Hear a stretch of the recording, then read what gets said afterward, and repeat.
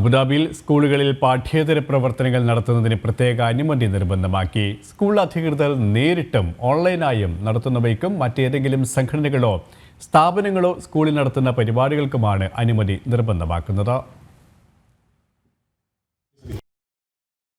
Abu Dhabi വിദ്യാഭ്യാസ വിജ്ഞാന വകുപ്പാണ് സ്കൂളുകളിൽ പാഠ്യേതര പ്രവർത്തനങ്ങൾ നടത്തുന്നതിന് പ്രത്യേക അനുമതി നിർബന്ധമാക്കിയത്.